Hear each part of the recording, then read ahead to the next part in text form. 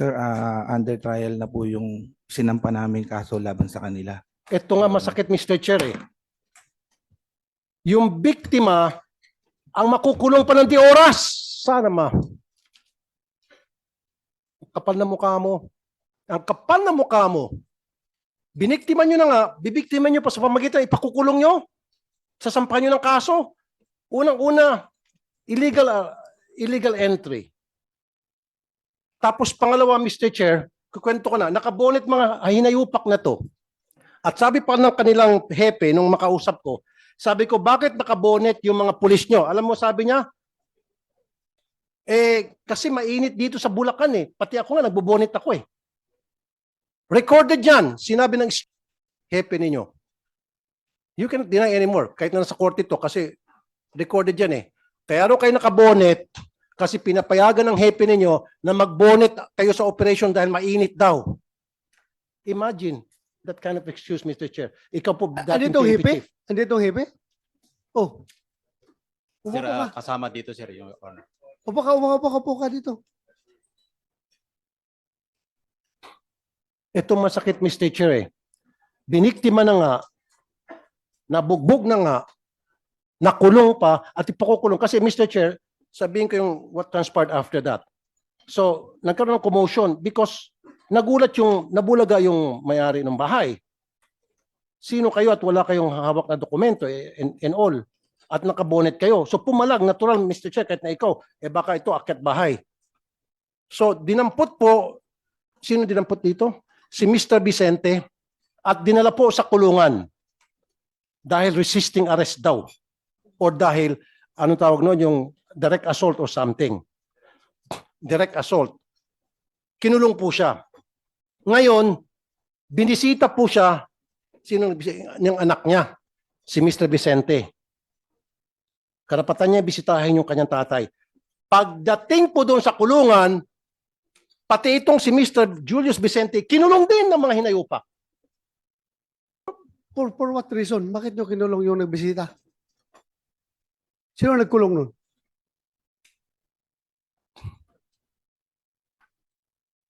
Sino nagkulong? Inaresto po Yung namin bisita. sila at may probable cause po yung pagkaka-aresto namin. Actually po sir, undergoing po yung trial. Lakasan mo busis mo. Huwag kang mahiya kung totoo yung sinasabi mo. Lakasan mo yung sinasabi mo. Your Honor, isang legitimate police operation po yung nangyari. Inaresto po namin sila at ongoing po yung trial para po sa kaso na isinampa namin. How can you say it's a legitimate operation? Number one, you were not wearing proper uniform and you were wearing bonnet. Natural, yung tao na pinasok nyo dahil wrong information binigay sa inyo at wrong house at wala kayong dalang search warrant in the first place, dapat hindi nyo pinasok yon. Illegal entry yon.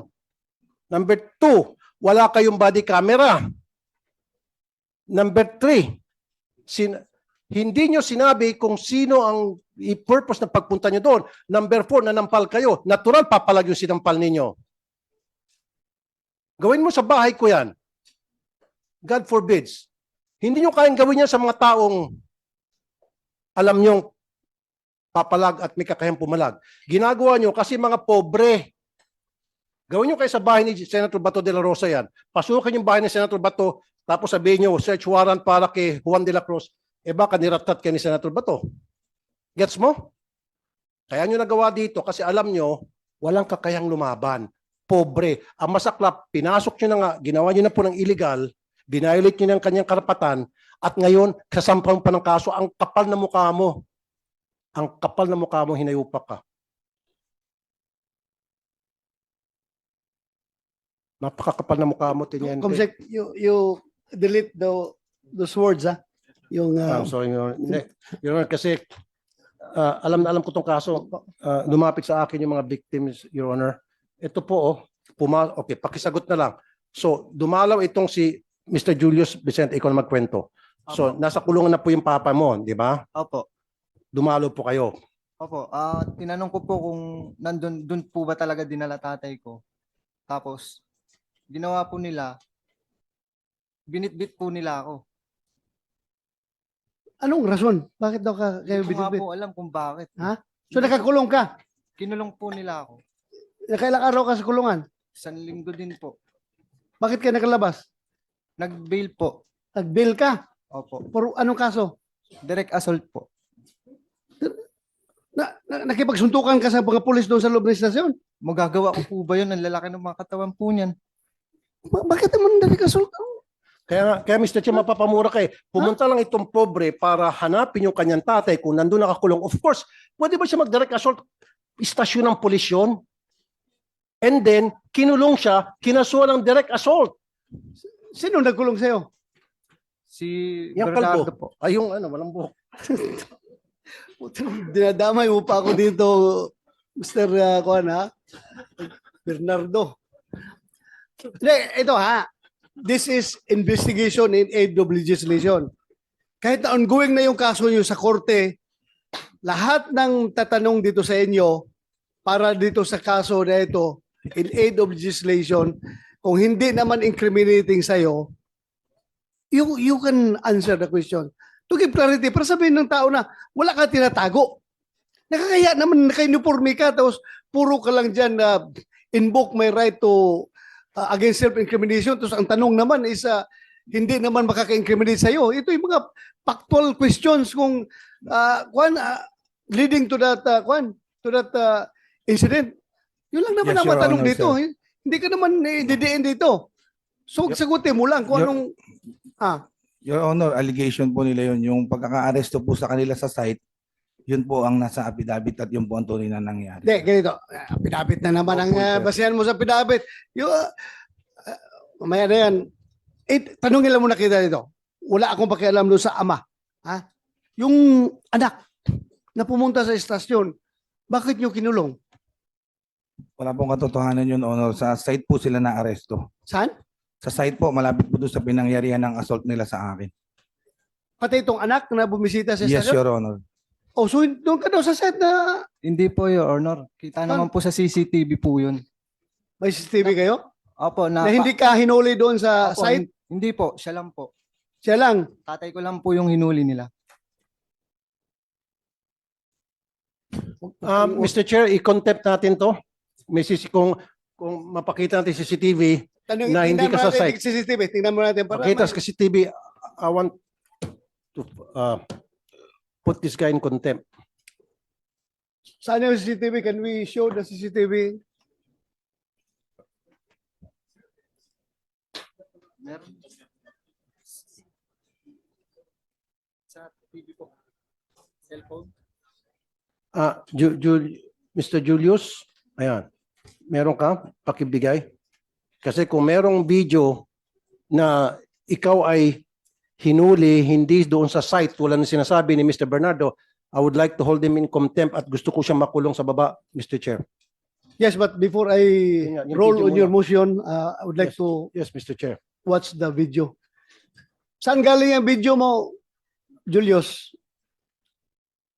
Sa kapitbahay po namin na naka-direct yung po sa bahay namin yung CCTV po. Okay. Thank you. Sir Julius, yung video na ikaw ay hinuli hindi doon sa site kundi outside, away from the site. Hindi po. Bali po yung hawak ko pong video po na tatay ko lang po hinuli tas nandun po ako na papaalis pa lang para sundan po ang tatay ko. Okay? Nakatunayan pong hindi po ako doon hinuli sa mismong site po. Okay, so Tingnan natin. Tingnan natin yung video. kasi when you say site, Mr. Chair, doon sa bahay na kung saan sabi nila nakita nila yung may information sila nandun yung subject ng warrant. Yun yung site. Chair, habang nilitib yung video, pwede natin pakwento kay Mr. Rodelio Vicente yung pangyayari para malaman ng iba na hindi pa nakapanood ng wanted sa radyo. Pwede yung pakikwento, Sir Vicente, yung pangyayari. Yes, Chairman. Ako nga pala si Rodelio Vicente. Nung araw pong yun, nung pumunta po sila ron, nanonood po ako ng TV, balita, hapon. Ngayon, may nadidinig po akong nag-uusap dito sa may kusina ko na si Bernardo, kausap yung anak kong lalaki na nagluluto. Ngayon po, abang nagluluto yung anak ko, abang nag-uusap po sila, Yung informer niya po pala, umaakit na sa may bintana. Yung bintana namin sa may gilid. Ngayon po, siguro hindi siya makapasok dahil akala niya, kortina lang, yung pala, sarado pala yung loob. Lumabas po siya, pumasok po siya sa loob. Hindi ko alam na siya yung pumasok sa itaas namin. Ngayon, yung manugang ko po nasa taas, sinigawan siya, yung sinigawan yung informer niya. Kaya nagulat ako, ba't may sigaw sa taas? Nung bumaba yung informer, sabi ko, "Hoy, bakit nandiyan ka sa loob? Sino ka ba ako?" Paglabas ko po, tsaka lumabas to si Bernardo. Sabi ko, "Sir, bakit, sir?" Hindi ko po pa alam na pulis sila. Sabi nila, mga pulis kami. Ba't nyo pinatakas yung hinahanap nila? Pero sir, nakasibilyan sila, no? Opo. At nakabonet. Opo, nakagan po sila ng ano, Yes, sir. nakasaklop po sila. Kaya lumabas po ako. Doon na po kami nagkaroon ng kuwanan, harangan, ng emosyon. Hinarang mo. Hinarang mo. Hindi po, kinakausap ko po sa labas. Wala pong sila yung nangaharas talaga. Pero Gusto yung hinahanap nila na suspect nandun sa loob ng bahay mo, wala po, hindi po namin kilala yun eh. hindi nyo kilala. Hindi po namin kilala. Wala doon sa loob. Opo. Kami lang po nung nandoon, yung anak ko nga lang po, tsaka yung mga apo ko. Okay. Tsaka yung hinahanap po nila, hindi po namin kilala yun eh. Kahit mga kapitbahay nga namin, hindi ko kilala yun eh. Tapos po, Ilan sila? Dalawa lang siya. hindi Sila, po, bali, 3 po sila, tsaka 2 informer. yung informer sa civilian. Opo. Kilala mo yun. Hindi po, hindi ko po kilala yun eh. Pero namumukhaan ko po. Yeah, thank you. Okay, pagkatapos po, so nagkaroon ng komosyon. Opo, nagkaroon una ng kumusyon na dahil Sino pong nauna na naging physical? sila po, kasi gusto nilang pumasok uli sa loob eh. Hindi ko na nga po pinayagan dahil kalalabas lang po nila eh. Pumasok na sila. Opo, kausap niya na Ngayon, po yung anak ko kalalabas lang eh. nila, gustong pumasok ulit. Opo, Bakit gustong pumasok ulit? Eh, galing na sila sa loob. pinatakbo ko raw po yung yung hinahanap nila. Wala naman tatakbuhan sa loob, kundi sa terrace lang. Okay. Nasa labas yung mga pulis niya. Kaya nung hinarang niyo po, anong ginawa? Inano niya po ako, tinutulak niya po ako hanggang sa nakaano po kami sa gilid na nakatutok yung CCTV. Doon niya po ako pinadapa na ginano niya ako eh. Ginaganang kanya po. Opo, tapos yung manugang ko, hinarang siya, inaawat ako ng manugang ko, sinampal niya yung manugang ko, tsaka yung anak ko eh. Anak kong babaeng tomboy eh. Yung manugang nyo, Tapos Lala. pinag-untugo kami. pinaguntog. Naguntog kami niyan eh.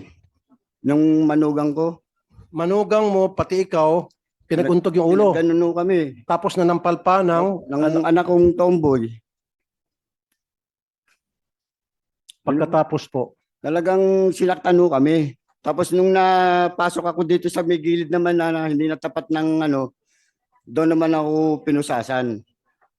Pagkaposas Sa anong ko, kasalanan daw po nung pinusasan kayo? Wala ho ba siyang binasa sa iyo ng Miranda rights na may karapatan wala ka po, wala. manahimik, etc.? Doon na lang Wala. po sa munisipyo na lang po. Basta't pinusasan ka, walang Opo, sabi-sabi. Wala.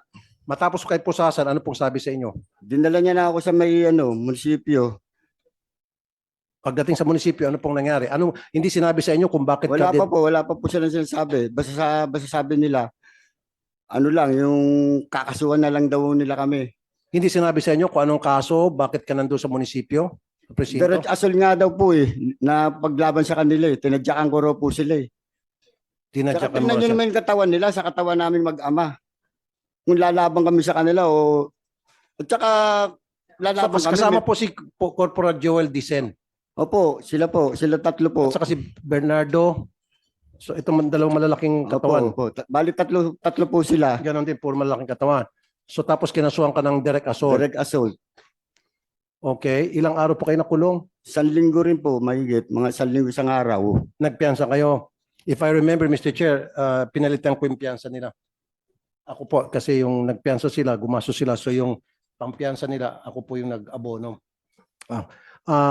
Mr. Rodelio, so pakikwento na po. So habang nakakulong, yung tatay nyo, kayo po ay pumunta sa saan yung anak? Anak pa. So, sige, Mr. Rodelio, sir, nasa loob ka ng kulungan. Opo. Doon ka ba dinalaw ng iyong anak? Hindi po, nakaupo pa po ako. Sabay po kami pinasok eh. Saan po kayo nakaupo? Sa may desk po. Ito po yung pinaka-information. Dito lang po sa gilid. So pinuntahan ka ng anak mo. Opo. Pagkapasok po ng anak ko, binuhat po nila eh. 4 po yata silang bumuhat o 3. Sino-sino pinagbuhat sa'yo? Yung anak ko po binuhat nila eh. Sila yung bumuhat eh. So, doon sa istasyon, hindi na doon sa bahay Hindi po, ninyo. Hindi po. So pumunta yung anak mo doon para, Tingnan ako kung saan ako dinala. so nakaupo ka doon at nakaupo yung anak mo Opo. Hindi. sa bench. Sa upo. Hindi po. Pagpasok pa lang po kasi nila ng anak ko, binuhat na nila eh. Binanatan nun nila doon sa loob. May CCTV ho doon. Obligado. Binanatan nila. Binanatan nila yung anak ko. Tingnan yung katawan ng anak ko. Siyempre, kayo man lumagay sa akin, magulang ako. Napakasakit nung babanatan mo yung anak ko. Tatlo kayo. So may CCTV sila. Tsak po yun, meron. Dahil ano po yun, Pero pag station po yun. i-request natin yung CCTV, Mr. Chair, sigurado ako sira na yung CCTV. O hindi gumagana. For sure na yan. So ngayon, binitbit yung, ikaw, Julius, binitbit ka at Opo. binanatan ka raw?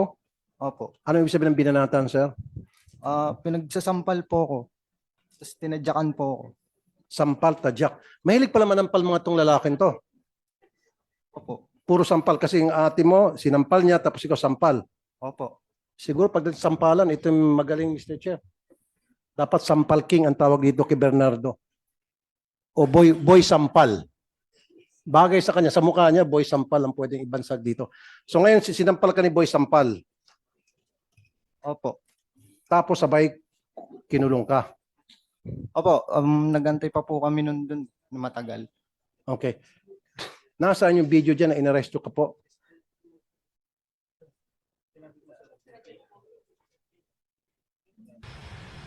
Okay.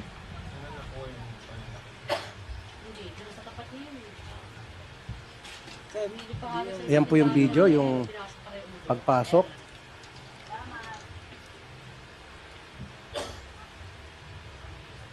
Okay, pasok.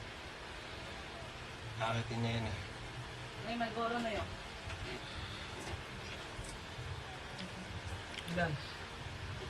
Okay, ang haba naman. Okay lang yan. Ayun na. Ayun na, Mr. Chair.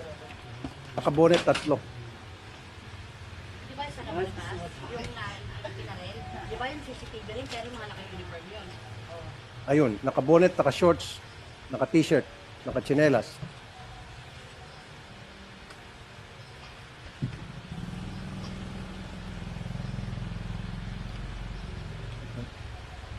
Habang pinapanood natin yung video, Mr. Chair, bakit kayo nag-bonnet? Ba't di ka nag-uniform?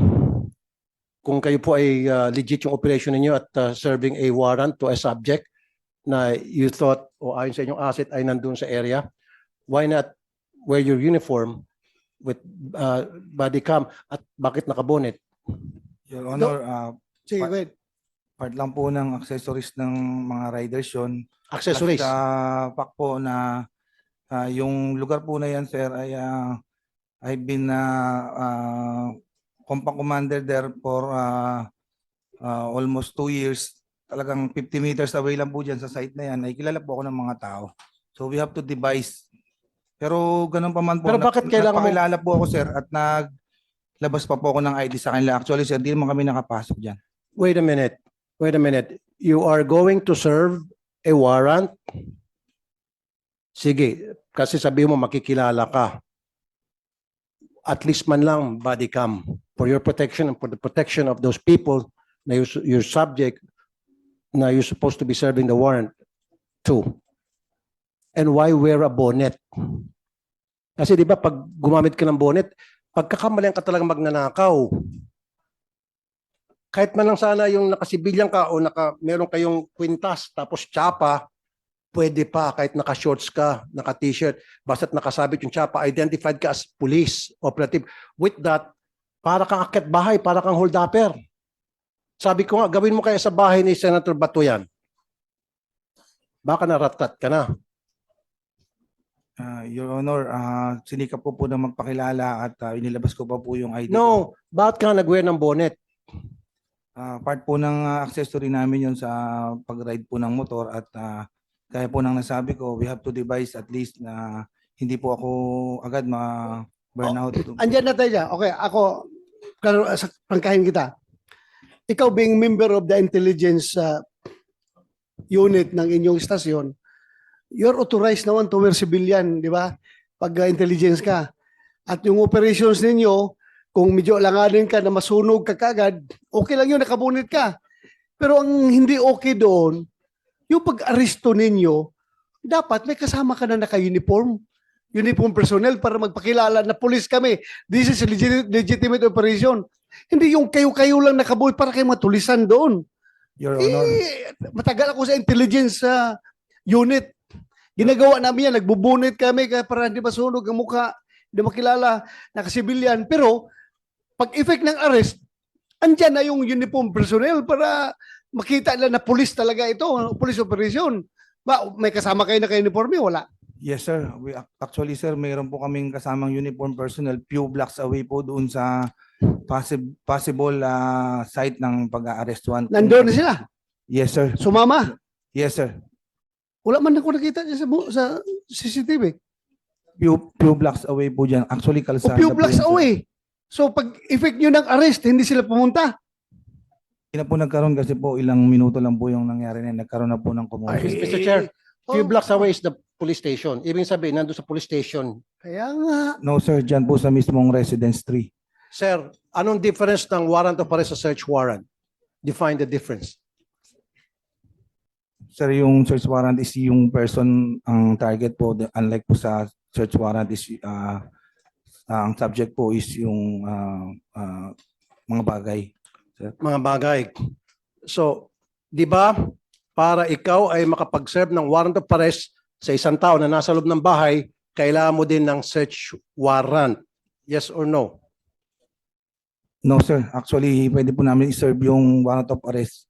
Ano man po ang location niya at nasaan man po siya, sir. Sandali, nasaan dito yung Napolcom? Napolcom, makinig kayo, sir. Sabi, pinadefine ko sa kanya ang difference ng search warrant sa warrant. Sabi niya, yung warrant is for a subject, a person. Yung search for a thing. Okay ako doon. Now, sabi ko, pag ikaw ay mag-serve ng warrant sa isang tao na nasa loob ng bahay, dapat ba kailangan mo ng search warrant? Sabi niya, no. Napolcom, ano po opinion nyo? Your Honor, maraming po salamat. Kung hindi naman po magse-search sa loob ng bahay at hahanapin lang yung taong kinakaukulan na nakalagay naman doon sa warrant of arrest, hindi na po. At Hindi na po kailangan ng search warrant? hindi na po kailangan pansamantala na wala naman pong hanapin sa loob. Yung warrant of arrest lang po ng taong kinakaukulan. So, ibig sabihin, anybody can enter the house of anybody kung sa tingin nila nandoon yung kanilang target. That is very dangerous, Attorney Bernardo. So, ibig sabihin, lahat ng pulis natin, basta't meron siyang hawak na warrant of arrest, pwede niya pasukin kahit na kaninong bahay, kahit na bahay mo. Kasi tulad ng sinabi nito, meron kami information na itong subject namin ay sa bahay ni Attorney Bernardo, pwede ka nang pasukin without the probable cause. Ay, yung sinasabi mo, kung meron kang probable cause, kung nakita ng dalawang mata mo o kung nakita mo dyan sa bintana na nagpapaypay, nakabukas ang bintana, then there's that probable cause. Pero kung wala ka nakita, base lamang sa chismis na sabi ng asset, nandyan yung subject, kailan mo ng search warrant naman siguro, Attorney, sir? If I may quote, Your Honor, please. Yes, sir. Narito po sa Section 11 ng Rule 113. Right of officer to break into building or enclosure. An officer, in order to make an arrest, either by virtue of a warrant or without a warrant, as provided in Section 5, may break into any building or enclosure where the person to be arrested is or is reasonably believed to be. If he is refused admittance thereto, after announcing his authority and purpose. Your Honor, gusto ko lang pong i-qualify, hindi po tama yung proseso nila sa pag-serve ng arrest warrant. Dapat hindi po sana ganun. Dapat nagpresenta muna sila, nagsama, gaya po ng sabi po ni Ginoong Chairman, dapat dala-dala nila yung uniformadong PNP officer at yun ang pagsaserve nila. Kasi kung intelligence yung purpose nila, hindi sila yung mag-a-arrest. Dapat merong arresting officer talaga na nakasuot ng uniforme at merong body-worn camera.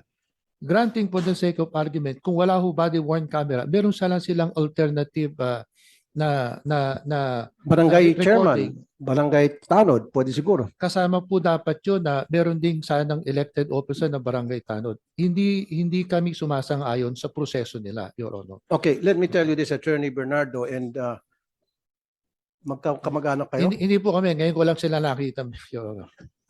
Medyo malungkot nga lang eh. Okay. Once upon a time, I had this program, Philippines Most Wanted, sa PTB4. What it was is, nanghuli kami ng mga wanted na may warrant. Sumasama po ako sa CIDG.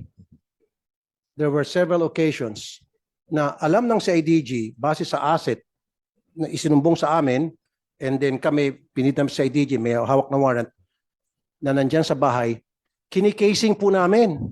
Hindi po pinapasok ng CIDG yung bahay. We wait, kuminsan umabot kami ng 2 days, kinikasing namin yan. Ngayon, paglabas, sa kadampot. Meron pa isang insidente, nagpanggap yung CIDG na magdi-deliver. May delivery dito, LBC. Nag-uniforme pa. May delivery para kay ganito, kay Juan. Paglabas ni Juan, ikaw ba si Juan? Tapos may kasamang picture. Ako nga po, sabay posas. Hindi pinasok yung bahay. Yung sinasabi mo kung gano'n, then we have to revisit that law, Mr. Chair, and we have to amend that law. Napapayagan pala. Ang baka sinasabi mo yung while in hot pursuit, siguro. You don't need a search warrant kung yung suspect ay tumatakbo at nakita mo pumasok sa bahay, yun ang probable cause, pwede ka na mag-break in pursuit of a suspect. Pero kung yung, Mr. Chair, yung base lamang sa sabi-sabi ng asset na sa bahay ni Attorney Bernardo, yung suspect, papasukin na agad, payag ka, papasukin na agad, magbe-break in, dala lang warrant of arrest, how would you feel? Anong pinong sa batas na yan na binasa mo sa akin?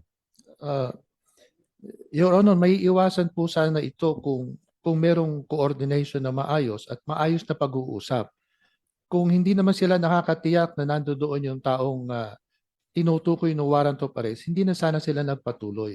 Exactly. Katunayan nga po, iba yung hinuli nila at mali po talaga. Meron pong magandang proseso sana.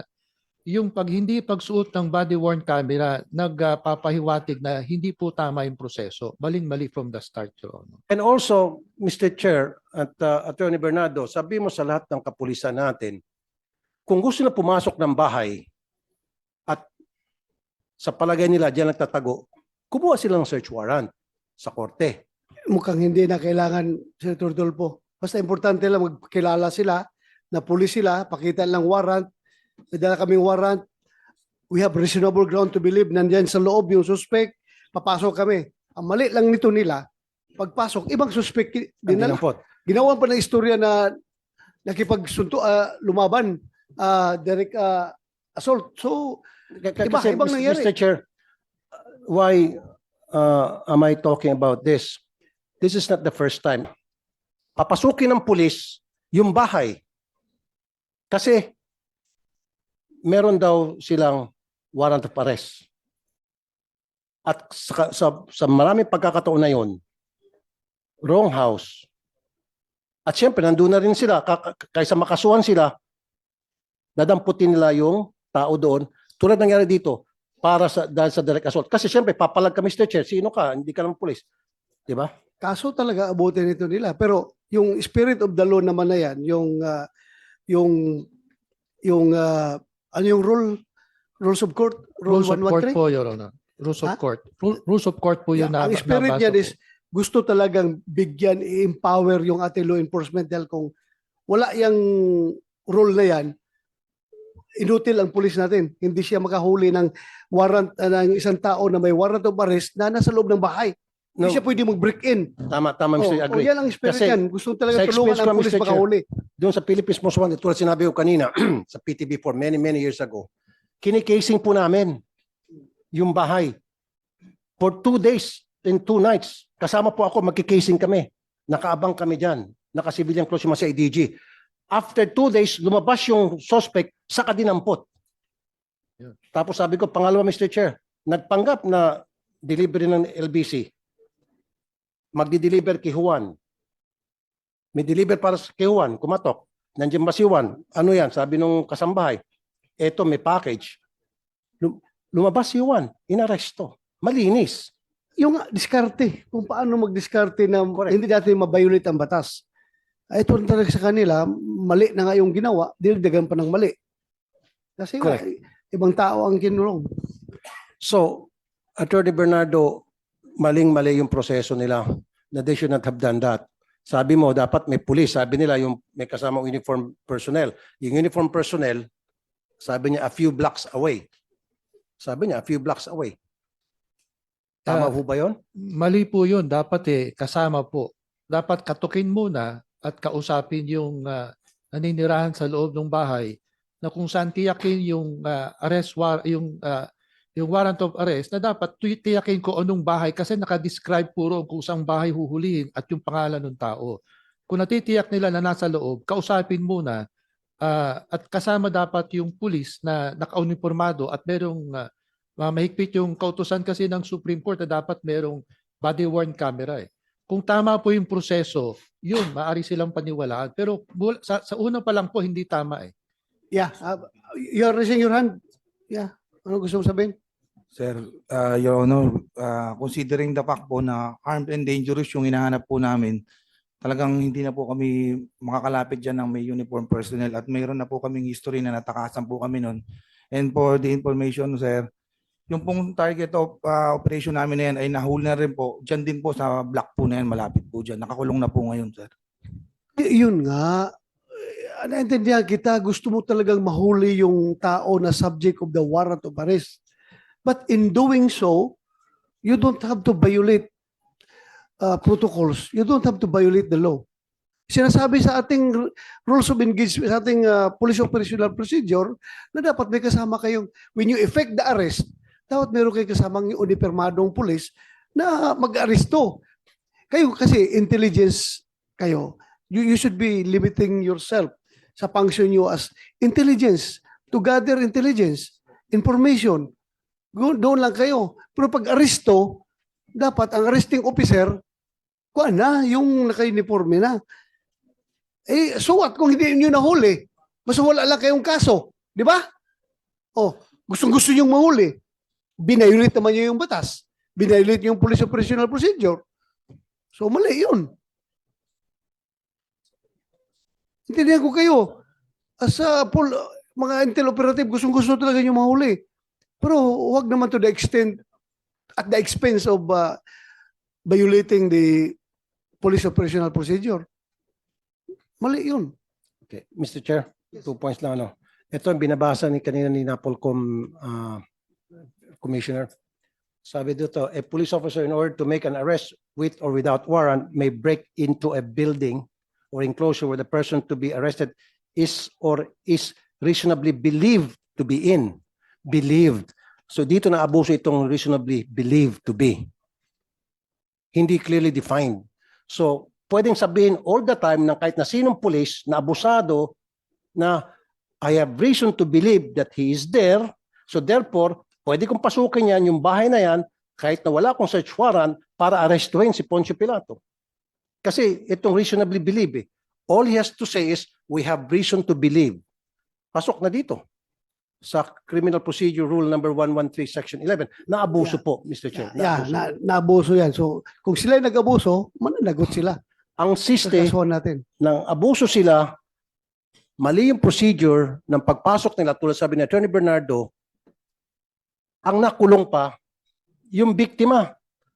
Adding insult to injury, pati yung anak ng biktima na dadalaw lang, pati yung kinulong. And pangatlo, ang nakakainit ng ulo, kinakasuhan itong mag-ama. Sila na nga nagrabyado, sila pa ngayon na may posibilidad na makukulong. Yung nga, para klaro tayo, you stand by your word na doon yung hinuli yan sa area. Yes, Your Honor. So tingnan natin itong video ngayon. Kung magsinungaling ka, you are liable. Under oath ka. You play the video.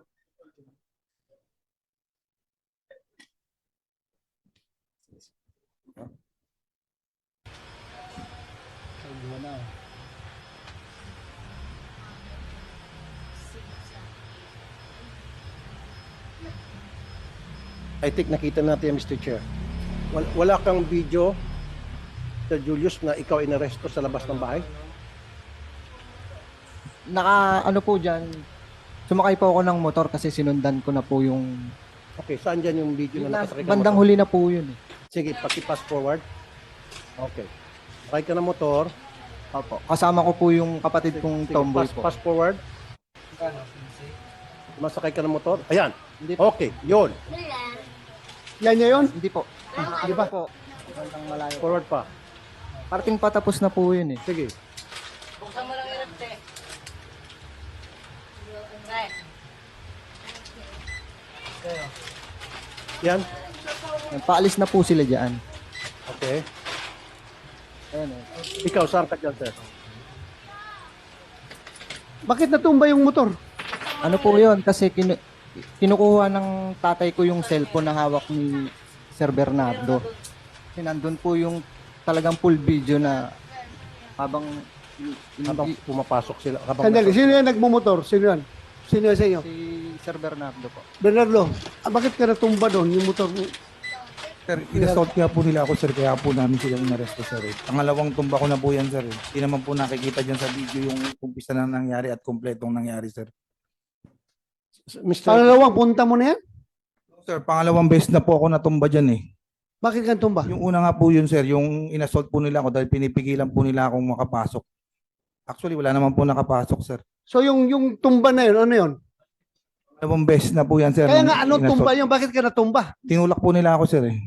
Tinulak ka? Yes, sir. Sino Natural. nagtulak? Sir, Sino nagtulak sa'yo? yung pong mag-ama, sir. I-play mo nga yung video na yan.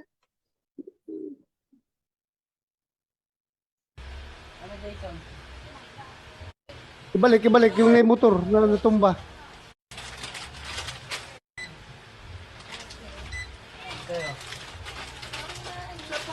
Ikaw yan. Ano? Oh. Sino yun? Sino yung nagtulak sa'yo? Yan po, sir, yung anak po nila, sir. Anak Sila- ni? Ikaw? Hindi po, wala po ako dyan. Sino yung nagtulak doon? Yung tatay ko po, yung nakahubad. Yung nakakulay pula po, yung kapatid ko pong tomboy. Na Yun yung sinampal niya. nagtulak. Hindi po. Sinampal niya nga po yun eh.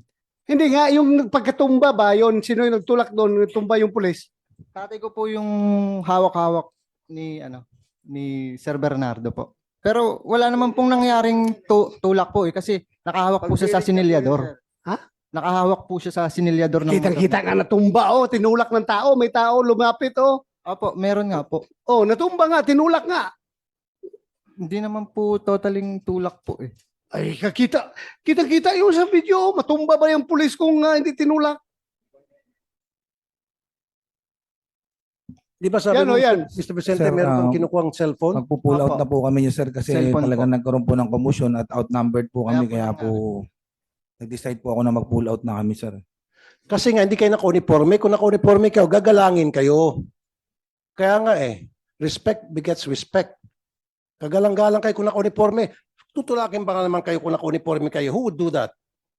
Hindi kasi kayo kagalang-galang dyan, naka-shorts, naka-bonnet. Kung tinulak man kayo, kahit siguro sino, pag nabulaga. Ano, sino nagkapula? Kapatid ko pong tomboy Kapatid po. mo. Opo. Bakit niya tinulak yung pulis? Hinahabol niya po yan kasi nga gusto niyang makuha yung cellphone niya po. Kasi nandun po yung video po. Binibidyohan po sila nun eh. So, binibidyohan, nasa video yung pagpasok nila. Opo. Kinuha ng pulis. So, Nakuha niya po. gustong kunin ngayon ng kapatid, sister nyo. Opo. Kaya doon nagkaroon komosyon at tumba. Opo, opo. Okay. Ayun po yung nangyari po. Pero yung kapatid mo hindi sinampahan ng kaso. Ang sinampahan kailan dalawa. Opo. Kasi sinampal nila ng kapatid mo. Ngayon, nasaan yung video dyan po na ikaw po'y nakamotor lumabas? Sige. Patapos natin. Sige. Yung nakahubad si tatay yun. Tay, Opo. kinumpirma mo, ikaw yung kasama doon na nagtulak sa motor? Natumba siya? Okay, thank you. Ikaw yung nakahubad? Okay.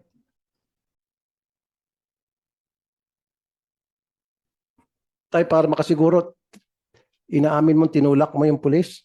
Hindi po siya tinutulak. Okay. Para maklik kasi kanina na. So, hindi mo siya tinulak. Hindi po. Wala kang Sinong tinutulak. nagtulak sa kanya? Bakit natumba? Hindi ko po alam kung sino, Wala na. bakit siya natumba eh. Kasi nga po, yung motor niya po, awak-awak niya yung pinaka... Nasa harapan ka eh. Dahil paalis Sabi nga lang na, siya eh. yung tumboy na anak mo, yung nagtulak. Siguro po. Pero hindi po ako nagtulak. Hindi ko po siya Okay. tinulak. Thank you, thank you. Chairman, hindi kaya na-outbalance o ano? Na-outbalance ka ba? Kasi paatras eh. Bihira Opo. naman nagmumotor na paatras. Nagmamadali. Hindi kaya Kaya, na-outbalance. you answer. No sir, inassault po nila ako dyan kaya po ako natumba. Pangalawang beses na po actually yan sir. Saan yung video? Ano?